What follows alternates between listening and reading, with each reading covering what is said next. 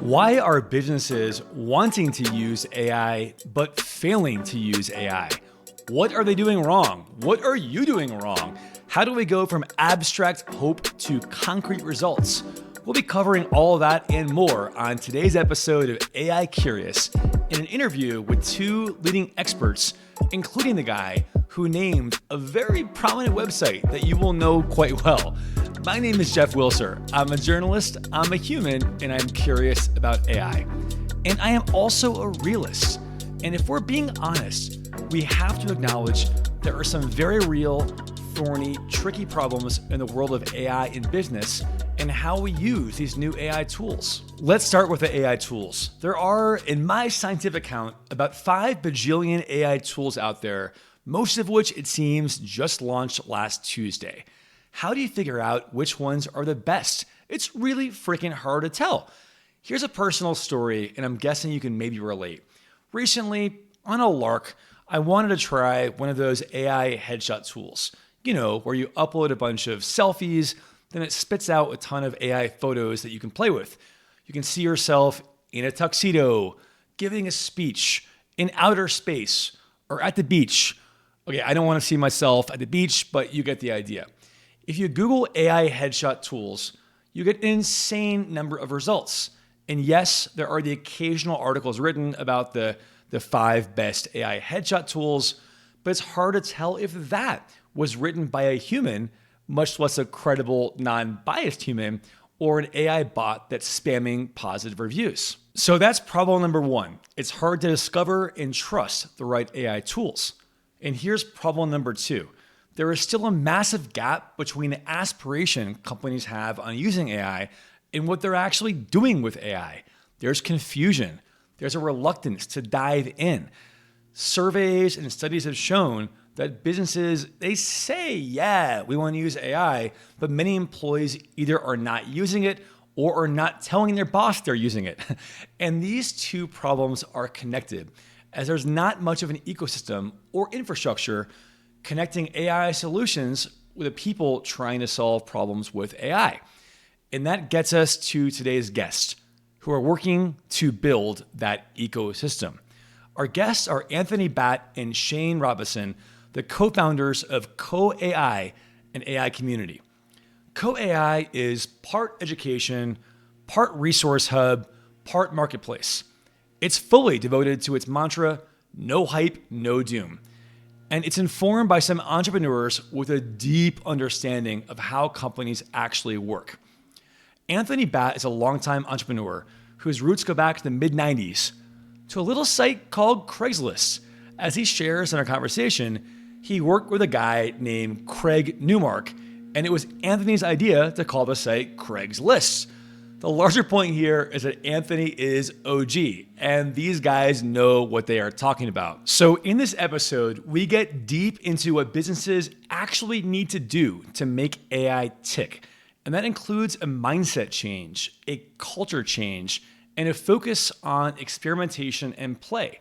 Now, regular listeners of AI Curious will notice that's becoming something of a theme, a trend of following human curiosity for play and that driving results. We also cover some very concrete, specific use cases, like how AI can be used to help with performance reviews, how it can be a sales coach, and an idea thought partner at every step of the journey. This was a ton of fun. So with that, please enjoy my conversation with Anthony Batt and Shane Robinson, the co-founders of Co-AI.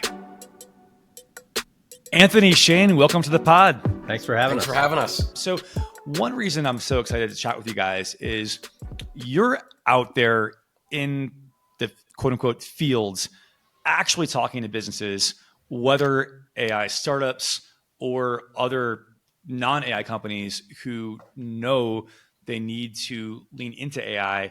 They're just not quite sure how to do it. My understanding is you have spoken to hundreds of companies doing research, asking probing questions, trying to figure out where their head's at. So what are some of your key takeaways from those conversations? What are your main headlines of how folks are thinking about AI? And what are maybe some blind spots or some ways they are not as prepared as they should be? I would say so you're right. We've talked to an enormous number of people. We talked to builders, we've talked to users, various business leaders, and I'd say by and large, the reaction fairly universally is a mix of both excitement and confusion. And the problem is people, they read the headlines constantly saying AI is going to take your job, or it's going to be someone who knows how to use AI that's going to take your job, or it's going to solve all your problems. But it's not really helpful because there's very little practical and, like I said, actionable advice out there, which is why right on the website for Co-AI, it's no hype, no doom, right? We're not interested in being on either extreme end of the spectrum. Great headline. I wish I could. I wish I had thought of that and could steal it for the podcast. I love that headline. It's great. Well, I credit that to Anthony, but it's true, right? And we've talked to a lot of folks, and I think the overarching desire, and obviously this is not a universal desire. Anthony and I have worked with numerous creatives and artists over the years who I think, for good reason, have a slightly more nuanced and different opinion. But by and large, people are genuinely excited because ultimately we all want to spend less time in mundane, menial work that we don't enjoy. We want to be more productive. We want to have more time back to do things like higher level thinking in our job, or just like more time for recreation. Do I think that's actually going to happen? I don't know. I mean, we got email and we spend an enormous amount of time using it. But the fact is, I think there's a real desire on the buyer's behalf to really learn how to use these tools. But like I said, they're also very confused. And a big part of the reason is because we think distribution for modern software is just totally broken. And what I mean by that is, if you go to a lot of the legacy software marketplaces like the Capteras and G2s of the world, which I think do a great job at certain aspects, for one, and again, this is one of the universal pieces of feedback we got, is they don't trust the reviews because they know you can pay for good reviews. And maybe more importantly, a lot of the new startups that are coming out just aren't even in those directories. And we know that there is a cottage industry now of tons of different AI tools directories, and they each do different things well. But, our observation is the main thing that none of them do well is offer very deep data on any of those tools. And the consequences of not being able to do that is, number one, as a marketplace, you can't even do the basics very well, right? If you don't have data, you don't know how to categorize all these different tools, right? So what you end up being left with is essentially all the chaos just in one spot. It's like in early days of the App Store with no App Store. Imagine if there's the iPhone and you have this like ocean of companies trying to create little gizmos for the iPhone with zero ability for anyone to have any trust. If I have no freaking idea. Or imagine an app store where there are no standard set of categories to filter and sort through what you're looking for. That doesn't really provide all that much help, right? Yeah, let me jump in here, Jeff. I think you're kind of like after talking to a lot of business leaders and stuff, I think that you'd ask what's a blind spot or what's kind of going on. I actually think that business leaders are like, if you're in the C-suite or you're some sort of like higher up, you probably have read some headlines and you're like, okay, they're smart enough to know they need to do something. They just don't know what to do, right? In most cases, if you're a really technology forward company and you have a great technology team, they're already probably getting you in a position to use AI. If you're not already using some level of like pre-gen AI stuff. The companies that we're most like that we talk to that are like, they don't have that apparatus, they don't have that system, and the blind spot that we are trying to alarm people on without sort of the hype and fear, because I think it's the mainstream tech presses either need to hype it up or tear it down, and neither are good. And you probably saw that with mobile. We saw that with like influencer marketing and social media, and we saw that with the internet. Like people were like, you don't need it, but you do. Where we are right now is I think we're sort of in the place where people overestimate what it's going to do for you in the short term and underestimate what's going to happen in the long term. Okay.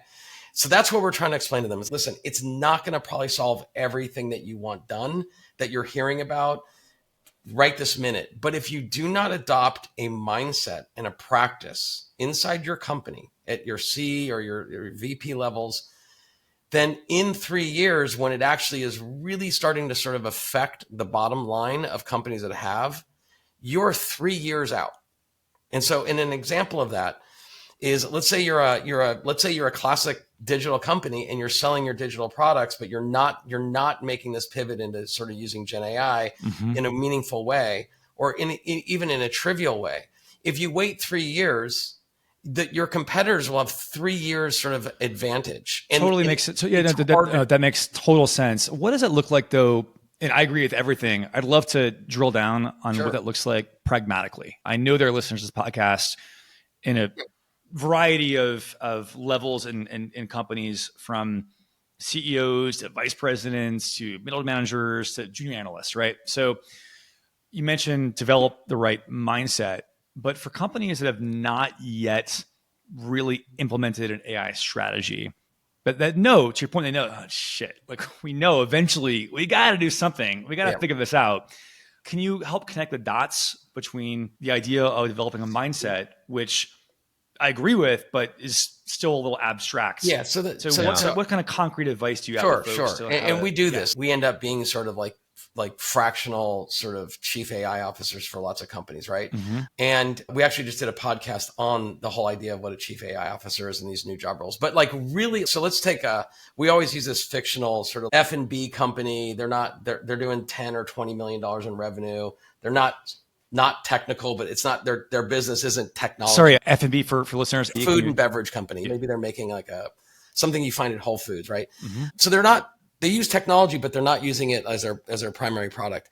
The mindset change that we offer the CEOs, we say, if you want to get your team to start thinking about how this technology is going to affect their businesses, they actually have to use it every day. So what we do is we say, listen, let's make time. Let's make an OKR. Let's make a working group that says the marketing team is going to get access to whether it's Anthropic or OpenAI or other apps. Let's find that out. Let's try and use those in your work streams. Let's not say we're doing a hard cut. Just try it. But you actually have to put time in. The mindset comes from a practice of using it and going, oh, hey, when I'm doing this behavior work in this work stream, I force myself to use an LLM. And I found it frustrating, but I also found new things. I started having a dialogue with it, and it improved me. I didn't feel stuck. That mindset is going to affect the other executives. The other executives we suggest a council. They review how they're working with it. They throw the stuff out that sucks. They keep the stuff that's good. But suddenly that whole executive team or some management part of the team has a practice, and a practice becomes a mindset. And then it allows them to talk to their engineering teams or their IT teams to say, can we make this work for us like every day? And that might be something that they throw into a pipeline that they have. But if they're not doing that very basic level, then there's no mind shift change. And that's where we spell trouble. I would add to that, as is so often the case, if you want to set a deliberate culture, it really does have to come from the top. Yeah, I was going to ask, is this top down or bottoms up or? Well, here's the thing. I mean, I am a believer that any organization is going to have a culture, whether or not you deliberately try to form one. And I think if you want to have a culture in which people do have the mindset, the organization does have the mindset to use and master these tools, it does have to come from the top. And I think that really entails having leaders who are encouraging the research and experimentation with these tools and rewarding that experimentation. And I'll give you a specific example. Please. Everyone on our team, we tell everyone on our team down to the intern, don't do a job until you've explored how AI can do it for you first. And it's just a mindset that we have, right? Literally every single task. And on the front end, that does require a little bit of extra time. And I think that's actually one of the barriers for people adopting it, because they think, well, I don't have time, to invest all this energy into researching a bunch of tools. 99% of them maybe that I'll never use. Like, it just seems like a waste of time. It's hard to stop the inertia, right? And it does take time learning these. And one of the problems that we're trying to solve with Co-AI is making that process of diligence and experimentation and research just a lot more compressed, because it does require a lot of time that, especially if you're a small company, you can't afford to take.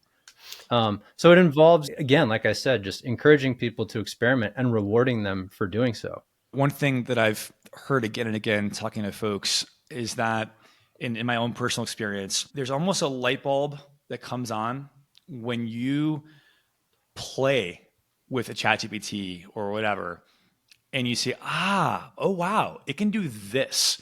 And that light bulb might come on in a non-work use case, right? So have you found any benefit to asking folks just fucking play around a little bit?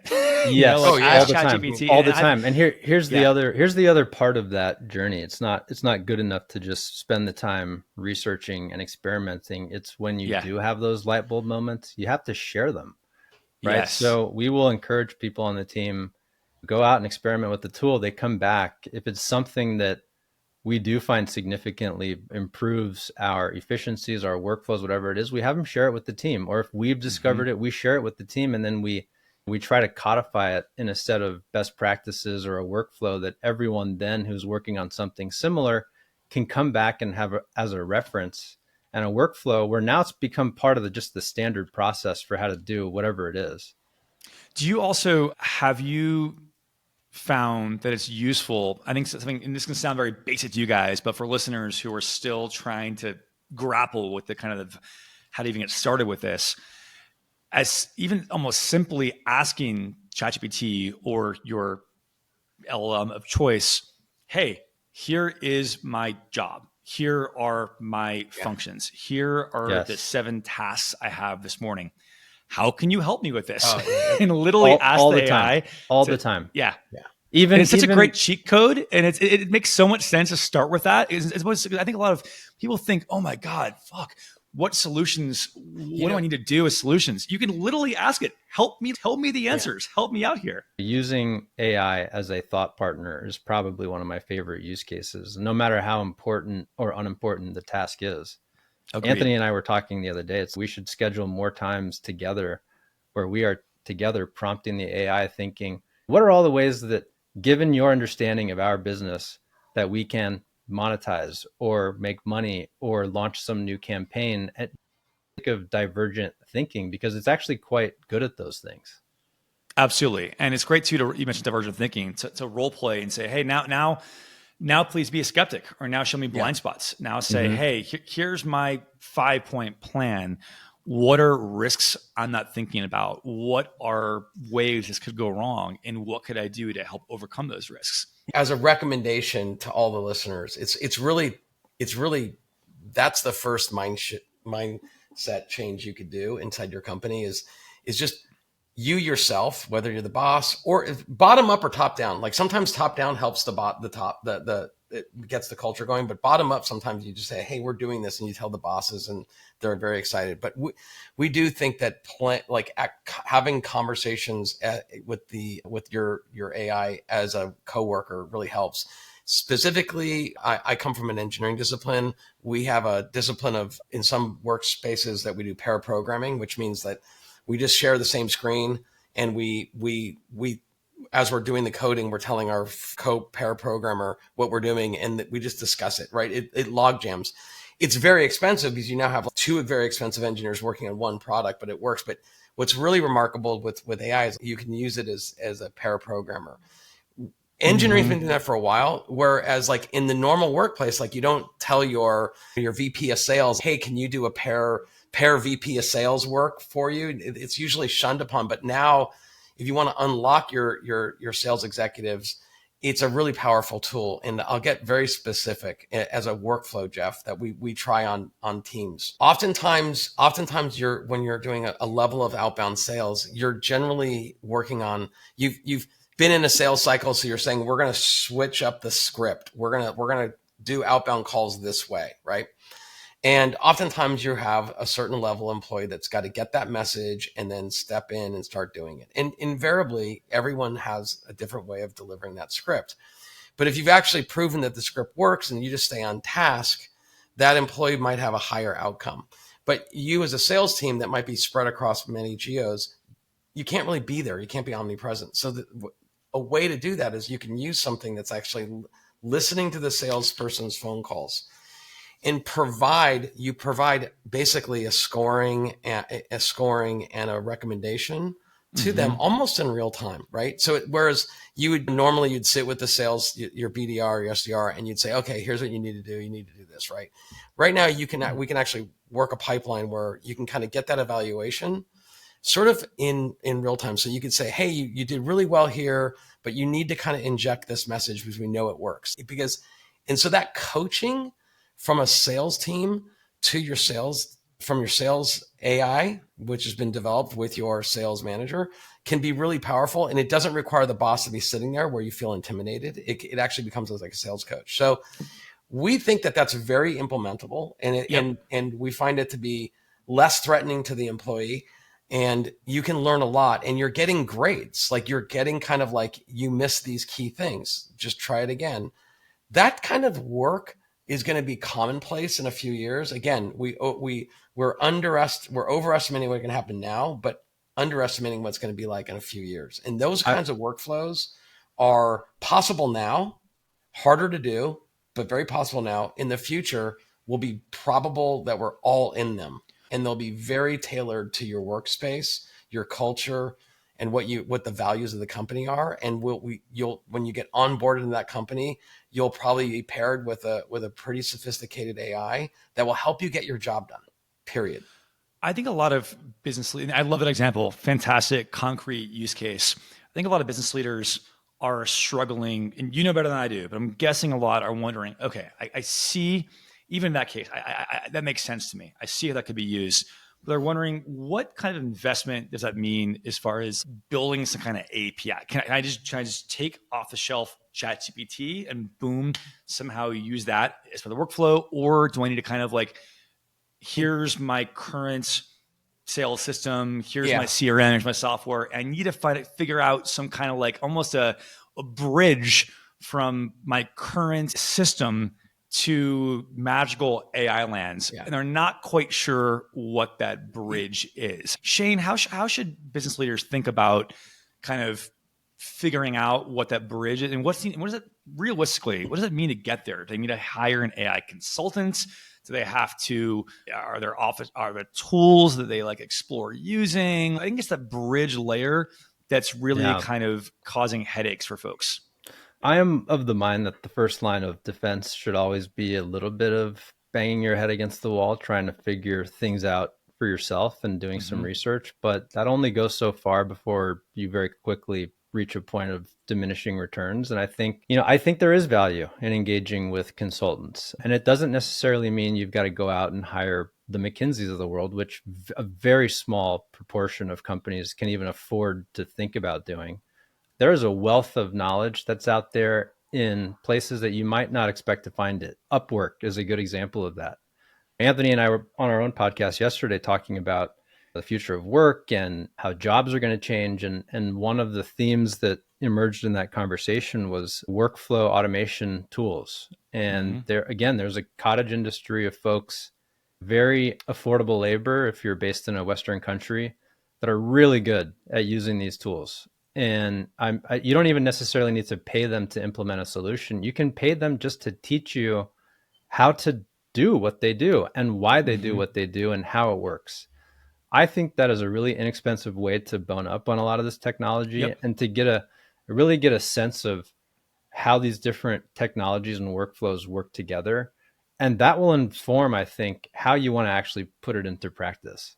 But I do want just one comment on the culture thing, right? Like we talked about experimentation, but I think the reward aspect of that is really important, and what you are forecasting to your employees who are doing a lot of automation work. There is a big trend of people who are afraid to tell their bosses, afraid to tell their teachers that they're using these tools. And one of the reasons I think why is because the fear is that, okay, well, why should I, essentially teach you how to automate away my job? I don't want to effectively make myself obsolete. And that's why with our team, I will explicitly tell them, my job, my goal with this is for you to automate everything in your job so you don't have to do it anymore. Because once you don't have to do it anymore, we're going to move you up to focus on some higher level of thinking. Love that. I'm going to try a little experiment that might go very sideways. If so, that's on me. I do want listeners to have a deeper sense of where you guys are coming from. and your background. I think it really does help inform the perspective you bring to this. There are a lot of kind of AI consultants who just appeared out of nowhere and 22 years old and, hey, I have your solution. You guys have been in the trenches for a long time. And the game I want to play, and Anthony, we'll start with you. Talk a bit about kind of your background in tech, in emerging tech. But the game here is, I'd like you to, as you do it, think about how that would look differently in a future in an AI infused world, right? So some of the things you've done in your career have, wow, geez, 5 years ago I was doing this, but actually with an embrace of AI, here's what that role or what that industry or company could look like in the future. I come from building tech products from way back, you know what I mean? So honestly, if you go, we go really a long time ago in San Francisco. Craig Newmark and I were just doing consulting. And so we had started a mailing list, a listserv called Craigslist. And we struggled with, Craig was struggling with naming it. And I was just like, let's just name it Craigslist. And then we put together the first sort of HTML links, right? I think today we would be like, yes, we're making a newsletter, and yes, we're going to make a mailing list. And we would probably just ask the AI to come up with the most optimal sort of first page. Like, we wouldn't have struggled through it and toiled through it. I mean, in '94, there was very just to clarify, you are the guy who named Craigslist. I want to make sure Craig. Listeners did not miss that. Okay. Yeah. I mean, it was because it was on the fence, because Craig was like thinking it was essentially a social, like, we were getting hit up in the early '90s about building everyone's website because there were so few people in San Francisco at the time that did that. Believe it or not, there was very few people. And that's hilarious. And so we were building the list, not too much dissimilar to what Shane and I are doing today, which was like, how do you build a community to help each other? But back then it was like no one knew how to do it. And so you had to have the list. And so we were trying to get people jobs or come to San Francisco and stay, et cetera. That's how that got started. But the way we would do it today, and we would probably just ask, we would ask literally one of the AIs, like, what should we do? How should we do it? And then can you give us the first homepage? No, we want to do this. We want to do that. Presto, it'd be done. So what would have taken like weeks should take literally minutes. Shane, how about yourself? Give us an example of some things you've worked on in the past and what that could look like in an AI world. Being any sort of entrepreneur in any industry involves just a ton of work, a lot of sleepless nights, a lot of late nights, and the constant feeling like your to-do list is never getting any shorter. And AI has really allowed us to punch far above our weight, because we're able to automate so many different things and offer so many different things in the product because we don't have to do it ourselves. So I know it's a little vague, but as an entrepreneur, especially as a small team, especially, it's really about maximizing your impact across every part of the business. And I think that it may be most directly applicable when it comes to things like we said before, having a thought partner, getting help thinking through a tough problem, brainstorming. But then when you want to put those plans into action, it's either stress testing ideas, producing content. I'm of the mind that AI generated content is not such a bad thing. If it's meant to just inform people, it's really, really good at that. And every business needs to do some form of content marketing. Just to sort of like help the listeners kind of land a little bit more like concrete stuff. So like I used to manage a pretty large team, right? So it was like 60, 70 people at one time, right? And as a manager, you have to give annual reviews and kind of keep up with them because you're trying to help the team move from station A to station B to station C on their journey at the company. And so what was always really hard for I know management and my role was like, how do I do that honestly for every employee, right? And so I would create a spreadsheet, I would type in stuff, and then when it would come time to do a batch, you would spend time kind of writing reviews and like trying to figure out where they rank and like why do they rank there. And it was always very tricky. And there are some SaaS companies that emerged that sort of solved that. I actually think today I would not do any of that work I was doing. I would probably create a spreadsheet.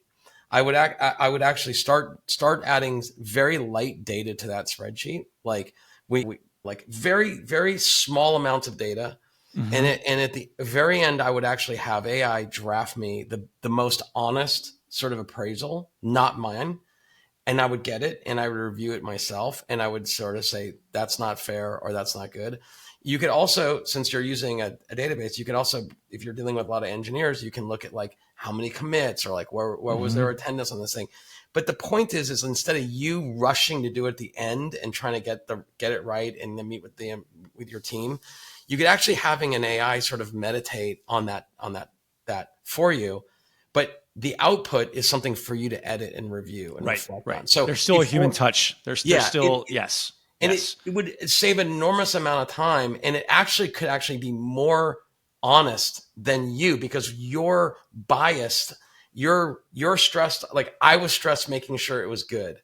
You know what I mean? There was all this time commitment, which actually makes me do something differently. If I had something doing it for me and a lot of it was taken off of me today, then I could actually look at it more objectively than being rushed.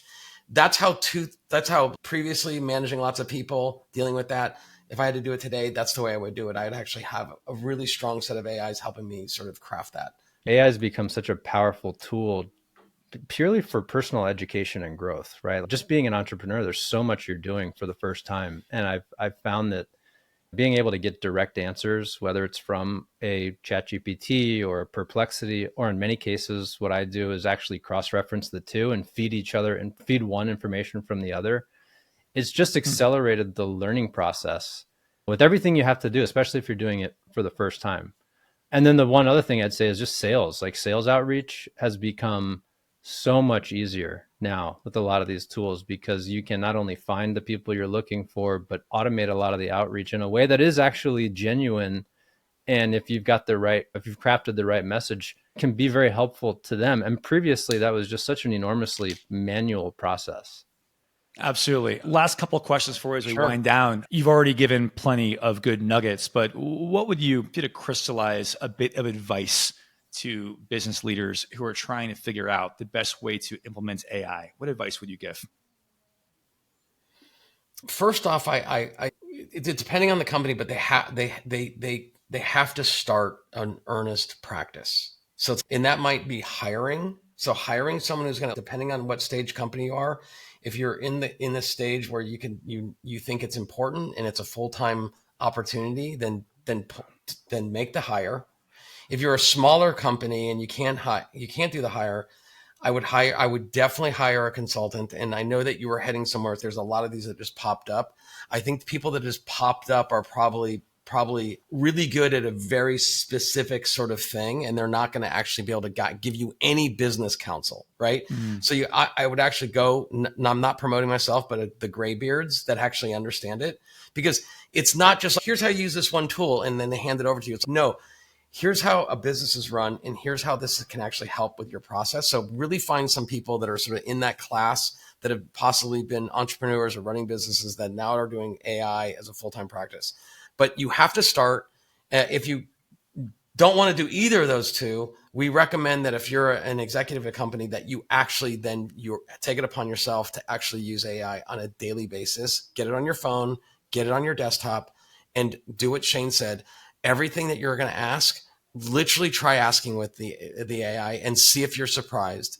If it's giving you the wrong answers, your question's probably not good enough. And really work at grinding that out. And if you then get enlightened, then go to the 2 steps I just gave you beforehand. That's great. Shane, yourself. I'd go back to a comment I made earlier, which is really about establishing a culture that encourages and rewards experimentation. I think culture really does need to be set at the top, but ultimately that's because I think most of the good ideas often come from the bottom. And I think that means you've got to really empower your people to go off and take the time to learn and master a lot of these tools and incentivize them to come back and teach you what to do, because they're doing a lot of the frontline work. I would also say it could be expensive using a lot of these tools, but if you know how to use it, it's worth it. It's worth the $20 a month. I would actually buy several different subscriptions, experiment with them, compare the results and the output. You can always cancel your subscriptions later on, but you have to be out there trying you have to be out there trying the tools and doing so, I think, in a systematic way. When you find something that works, write it down, write the process down, share it with other folks. It's a great note to end on. Guys, thank you so much for helping all of us understand this wild west world better. We'll be checking out the growth of Co-AI. Thank you again. Really enjoyed the conversation. Thanks for having us, Jeff. Well, there you have it. Thanks again to Anthony Batt and Shane Robinson, the co-founders of Co-AI. And thank you to you, dear listeners and watchers of this show. Hope you enjoyed. If this is your first time here, please consider subscribing it, liking, rating 5 stars, all the things. Drop a comment in the YouTube video. I do read all comments and respond. I'm curious, what are you using AI for at work? Or if you're not using AI, that's fair. Share why. What are your concerns? There are valid concerns. We'd love to hear why. Thanks again, and we'll see you next time.